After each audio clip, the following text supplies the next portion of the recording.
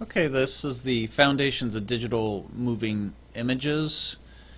Uh, just like the history of analog audio and digital audio, video and moving images has followed a similar trajectory. They seem to kind of walk in lockstep because both of them, typically for moving images, you always have sound, and a lot of the advances that would be made in audio would be transferred over to video. In the same way, some of the folks in the video and film industry, when they would come up with advances, the audio industry would pick up on that.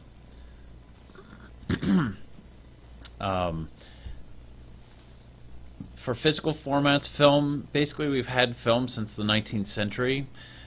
Still widely used until about, I'd say, 10 years ago. I mean, there are people still shooting on film, but it's getting rarer and rarer, mainly because it's so expensive. And the major film manufacturer, Kodak, went bankrupt in 2012. VHS and videotape in general came out in the 70s, 60s, and 70s, but is rapidly disappearing. And now Born Digital, I'm kind of speeding through a lot of information here, but Born Digital is really the way you're going to see most video being created nowadays. In the same way, audio, a lot of it's gone to what we call no moving parts, tapeless, straight to disc recording for most audio, and then in this case video. This presentation, I'll just warn you, is much shorter than the audio presentation. Video, there's a lot to cover. Film, there's a lot to cover, and I want to give you just some really basic information about what are its characteristics and things you would want to consider if you were to digitize or handle any kind of Born Digital video. And for that matter, the whole unit's kind of short. I basically put audio and video in 1 week, and really we could spend the whole class, a whole course talking about just audio, or a whole course just talking about just video. So I'm sorry for that, but there are limits to this course and things that we can cover. So anyways, if you do feel like you want information, please feel free to contact me, or get on the discussion board and talk about it, and I can point you to all sorts of useful resources for those who are interested. So getting back to film, film goes through a lot of the same things that we saw with open real audio. One of the big issues is that we can have damages in the film itself, so the sprocket holes can get damaged. We also have something called vinegar syndrome. Almost all film, if you open it up, if it's older than 20 years old, has a little bit of a whiff of vinegar. But if it's really smelly, that could mean there's some degrading happening in the film itself, and it's something you want to have like an expert look at before you digitized it. There's many different gauges of film. Basically, there's 8mm, 16, and 35, but it went all the way up to 70mm, and then each one of these, some of them have sound, some of them don't. Is there sound? One of the ways you could find out is just spooling off a little bit of film off the reel, and if you see this track here, which is an optical sound wave, light reads that and turns it into sound. If you see that, you know there's sound on the film. And if you see two of these, which I don't have illustrated for you here, but they would be two of them side by side, that would mean it's in stereo. This one's in mono. Typically, like we do with photographs, you don't want to use white gloves. You never want to get your finger prints or whatever on the film itself. Sometimes if there's splices that's been done to the film, it's at that splice. That's typically, if the film's going to degrade, that would be one of the sort of hot spots that there'd be any degradation. So those can rip. You have to retape them if you're going to digitize them. And then there's certain colors that fade out. One of the best known ones is like evidently Coke commercials from the 60s and 70s. The film they shot for that, they do not have any sort of pristine versions of that because the red faded on it.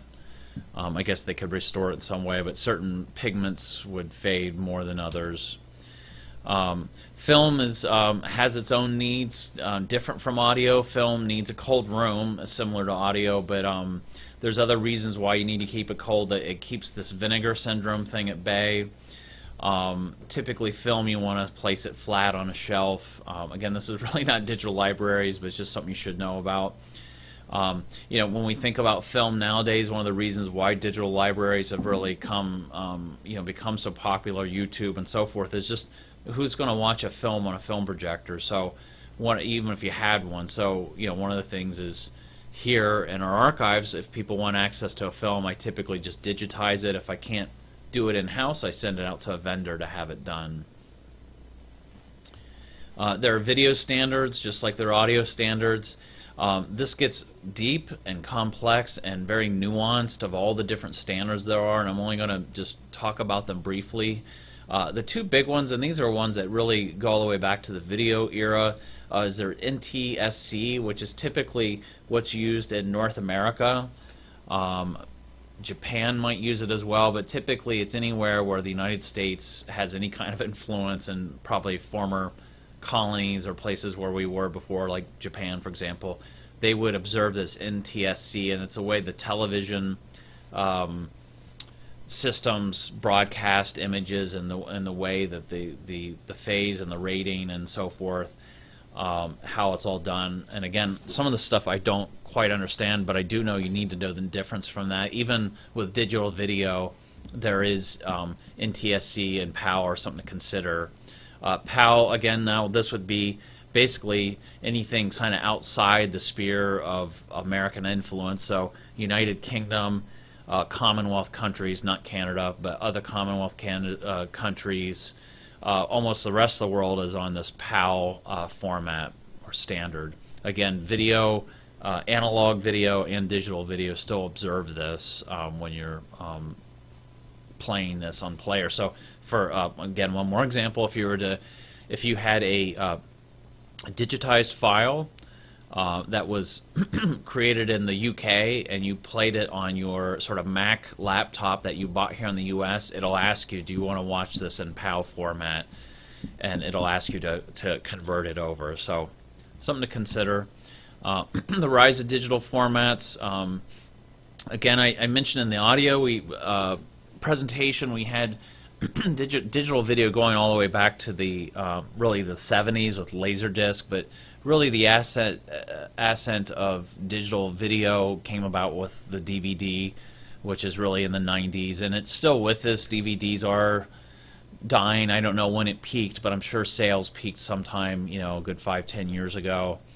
That is used in archives, and some people use those as like actual storage medium, but really what we're moving toward more is hard disk when you're dealing in a digital library situation, some kind of server hard disk, or even perhaps an external drive. Digitizing film digitizing film is done with a Telesin. This is the unit we have here on the archives that we do.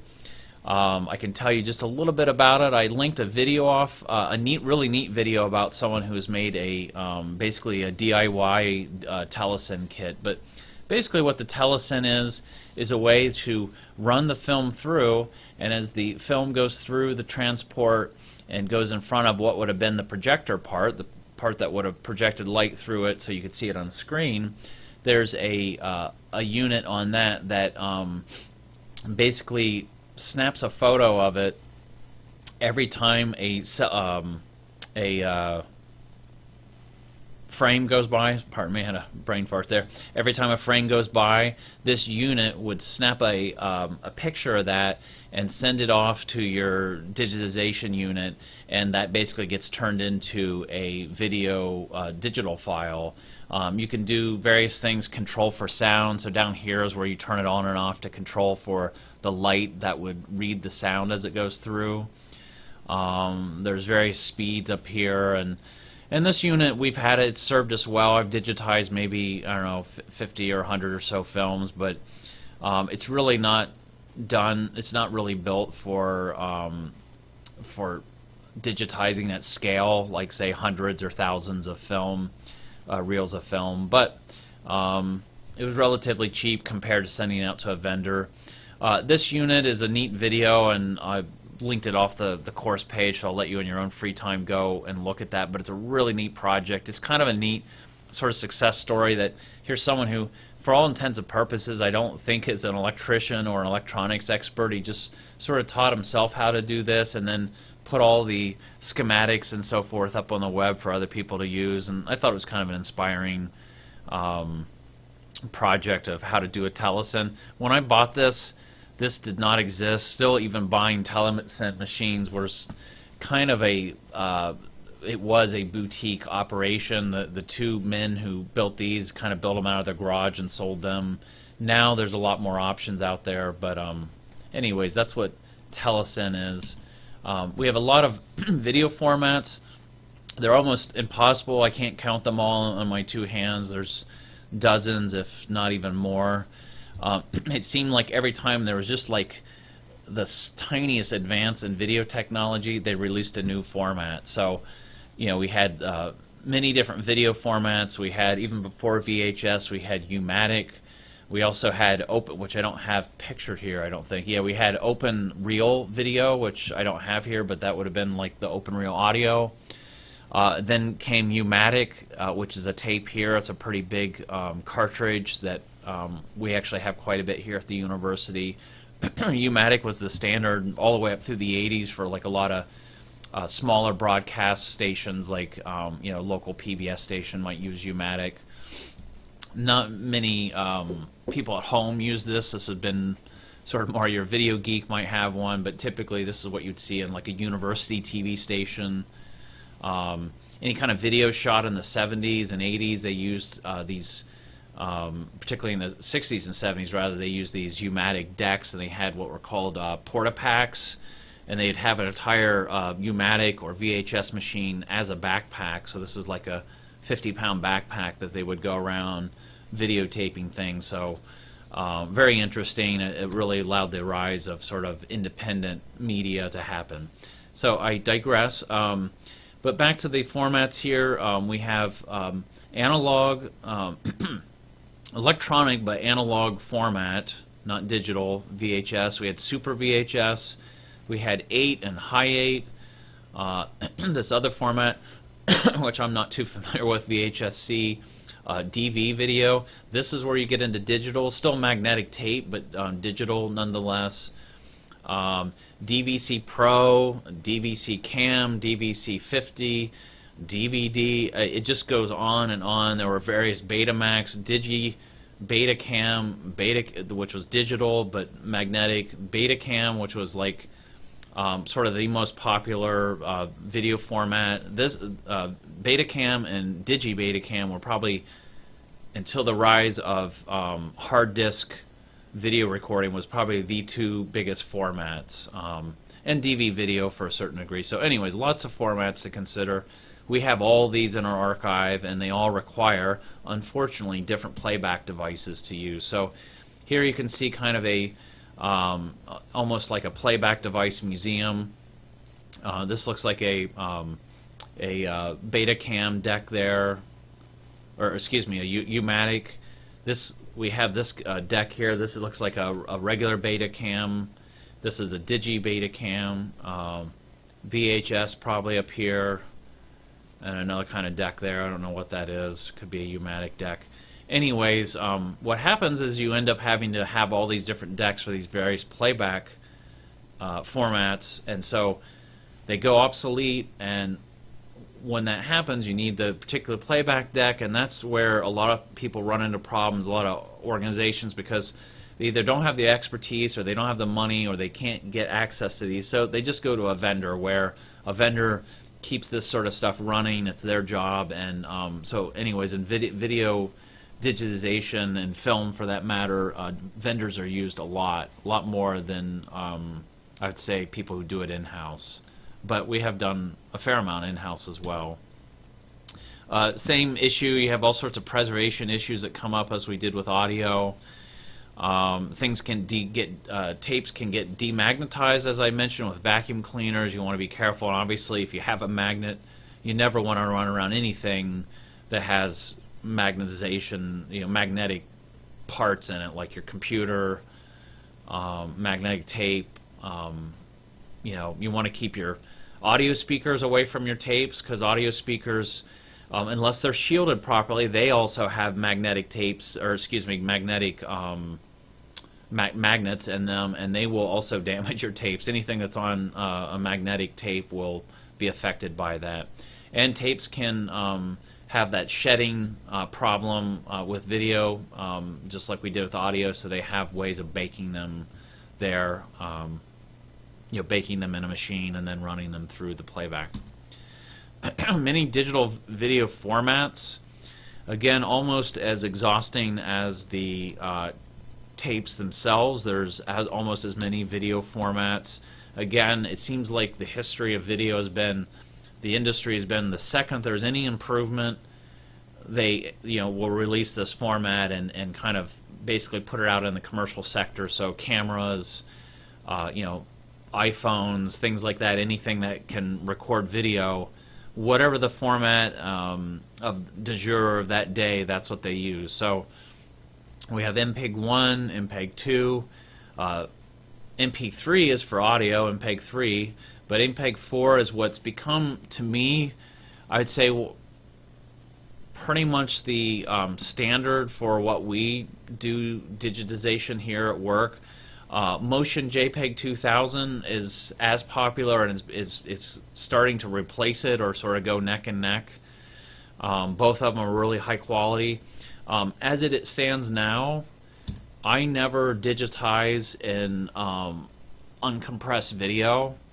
Uncompressed video, unlike its sister, uncompressed audio, is really big videos, data footprint. So when you're digitizing an uncompressed video, you're talking about like an hour of video being like 100 gigs and more, lots of gigabytes, versus uncompressed audio at an hour, you're talking about like a gigabyte, so no big deal.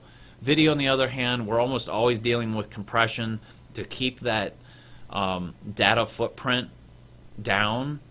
And then the other issue is actually delivering it over the web. So unless you're Netflix or one of these big operations like YouTube, you really don't have the same infrastructure to deliver high quality video like they can over the web. You're always going to run into some kind of issue with not having a big enough pipe to send the video over. So we almost always deal in compressed video formats. JPEG 2000 is nice because, again, like its sister JPEG 2000 for images, it's a compressed file format, but it's supposed to be a lossy compressed one. So when it compresses and then uncompresses and does its thing, you typically don't have any loss in the image quality of it. We're not going to get too much into the various settings because they get kind of complex, but there are various frame sizes you need to deal with and pixels. So kind of like when we talked about images, you have the same thing when you're dealing with video. You have various ratio sizes. When we think of high def, we tend to think of 1280 and 720, or 1920 and 1080. I'm misspeaking here. 1080 by 1920 in dimensions. We have a bit rate, so this would be how much data is actually being captured per second, and then the file sizes, and this gives you an idea of, like, if you're doing something in high def at 4,000 kilobytes per second, how much data are you producing per minute? So 30 megabytes per minute would give you an idea just how big that video video file is going to be once you're done digitizing. So again, we have partial high def and then full high def. Already full high def is passe. It's just crazy to think that we've come this far. I mean, it really just seems like it was yesterday, but I guess it's been 8-10 years ago that full high def became really the thing. But now that's already passe, and we've moved on to 4K recording, which is just jaw-dropping. It's eye-watering when you look at how big the gigabyte per hour file sizes are. I just threw up this number of 764. Again, no library that I know of that's of, like, say, a medium-sized university like UAlbany is doing work like this, digitizing. There may be people here on campus or people you know who have 4K video recorders that are doing that, but we're still not at that point where, one, does someone have a playback device, so for example the TV, to even view it as 4K? Do they have the infrastructure to store all this? I mean, these are really kind of open questions. And the other big one is the human eye able to really distinguish the difference between real high def versus 4K? I don't know. I mean, that's still kind of an open question, but basically what we tend to do here is we record stuff MPEG-4, and we tend to use a 8-bit 48 kilohertz recording format. We essentially record it MPEG-4, and we record it at what would be considered digital video quality. So this is sort of a standard that was set maybe about 15 years ago. But when we record, we really tend to record here, digitize rather, where we get about 14 gigabytes per hour. That's about what, and that's what a DVD is recording at. So we're typically here digitizing at DVD quality, give or take. A lot of settings, and there's things that I can't quite cover here in the class, but I'm just trying to make you aware of some of the basics. .movie is a wrapper format or a container format. That's what QuickTime uses. AVI is audio video interleave. It's another wrapper that's used. It's sort of not as popular. It's starting to kind of fall out of favor. When we deal with audio and video formats, again, video, there's always reasons why you might need to transcode from one video format to the other. So transcoding, you're not really changing the video typically. All you're doing is just making the format the same content. So it's a movie, say it's Jaws or Star Wars video, but all you're doing is changing the format, but typically you're not changing the content. Now you could be. There are reasons to do that. As I mentioned before, you might be converting from PAL to NTSC. You shouldn't notice any difference, but you may be downsizing. So say you have a master file and you want to make a file small enough that you can deliver it over the web. Well, you would use a transcoder, and there does happen to be one out on the web called Handbrake that's free. That's really good. There's also another one that's put out by a company called Roxio that's called Toast. That's not free. Both of those are used to do what's called transcoding. So you're essentially often converting, downsizing, or changing some aspect of the video in order to do your work. And you can also do them in batch. So if you had 20 videos, you could do batch loading where you just drop 20 videos on Handbrake and then walk away, because this work is very slow, because video, again, huge file sizes. So say you have 20 videos, each of them are 10 gigabytes a piece. Say they're roughly an hour, 14 gigabytes a piece of 1 hour videos. You want to do 10 of them and downsize them to, say, something you could deliver on the web, down to, say, something that's like 200 megs per hour. That's a pretty large jump. Well, you got to run it through Handbrake or one of these videos, and it takes quite a while to do it. So typically you want to have a computer with a lot of power, and you set it up and then you just walk away from it. Video editors, just like with audio, when you're digitizing, you're often not going to do like a lot of effects. You might do like what we did with the images. You might put a watermark on there. You might put a little title on there saying what the video is. Maybe not. It just depends. Typically, you're only going to do that for access videos. For master files, you're not going to touch it at all. The only thing you might do is trim the edges. You might, when you're digitizing, you might have created a little bit of leader at the beginning or at the end that's like, say, a color bar or whatever. You might want to cut that off.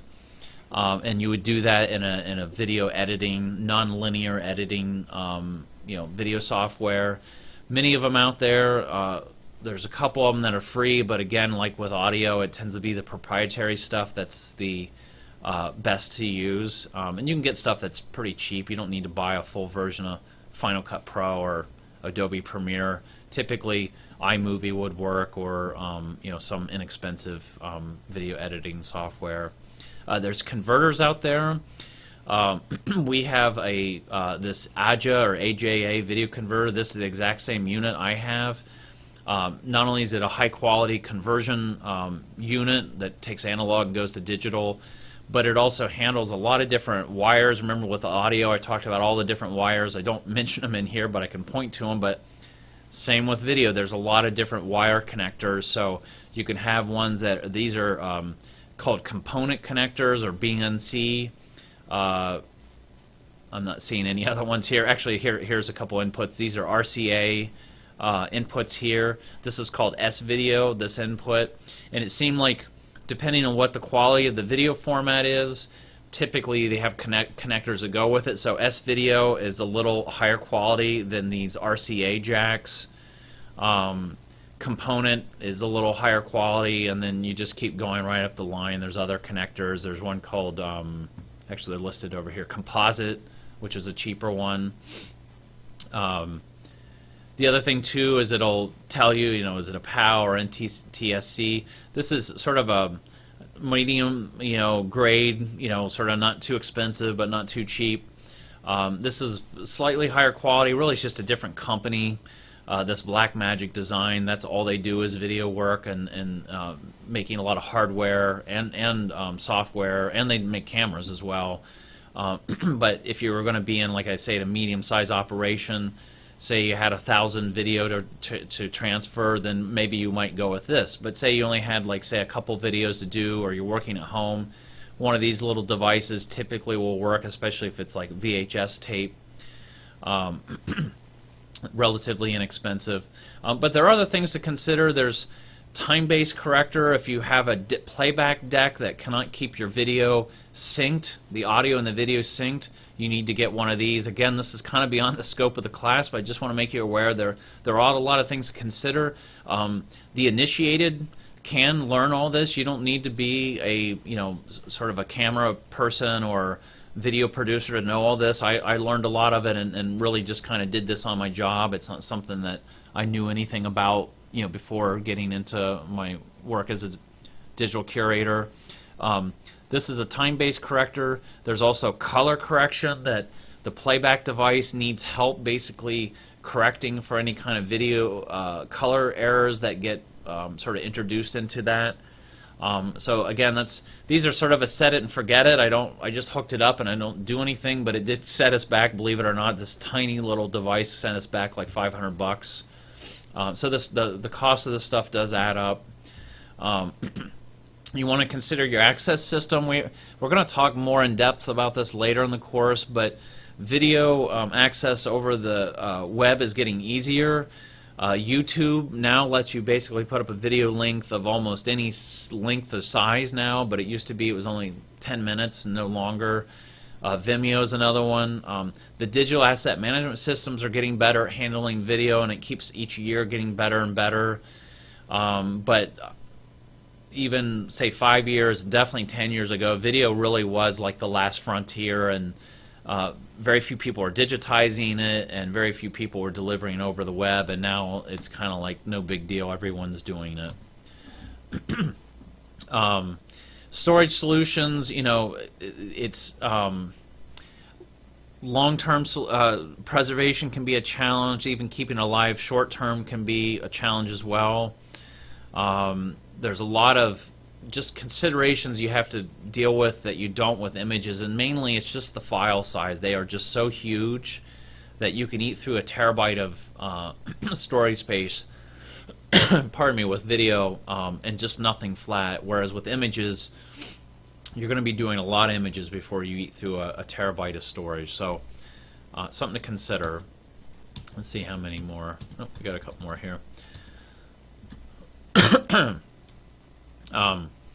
We tend to think of it as like a digital mortgage. You never really do solve your digital storage issues, and this goes for basically all the digital preservation we do, and we're going to talk more about this later in the class, but you just need to think about if you have video or audio, anything that's got a big file size, footprint, you're often thinking about redundancies, multiple external drives, or even multiple servers. You know, a lot of things to consider there, and it gets pricey.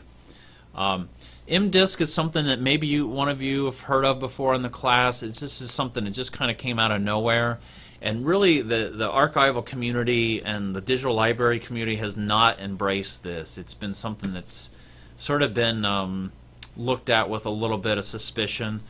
On the other hand, the the arts community, again, as I mentioned with audio discs, they really like the idea of like a physical format, something you can be like, oh, I shot this documentary and I can put it on this disc and hold it in my hand and give it to people, and they really like it, and they really like the claim that Sony has proposed that basically it'll last 1,000 years, you know, 100 gigabytes on a disc. I just don't know if I believe that. I don't know if I believe anything will last 1,000 years on digital formats. That's something we're going to talk about later in the class, but we don't really think like we used to with analog formats, like say acid-free paper that would last, say, 300 years or 1,000 years, or vellum, you know, manuscripts from the Middle Ages that they'd basically last forever. We just don't think that way in the digital world anymore. Again, more storage solutions. You have you know, servers that are on RAID servers, and we're going to talk about this stuff more later on and explain what a RAID is, but there's all sorts of things to consider. Cloud-based storage solutions, that's another thing that, again, if I was teaching this class even 5 years ago, definitely 10 years ago, the idea of cloud storage just wasn't even talked about. So that's it for video. I really wanted just for you all to get your feet wet with this. We're going to talk a little bit more about it here and there, but for your final project, I don't see you all doing any video. You might do a little bit of audio, but this is something that I still kind of the frontier of digital libraries. It's only if you worked. It's really just going to be a small percentage of any work you do. If you were to say work in a digital library where you had all sorts of media, typically video is the one that sort of gets dealt with last, or if it does get dealt with, is typically the most expensive you know, format to deal with. So that's all for video, and that's all for now.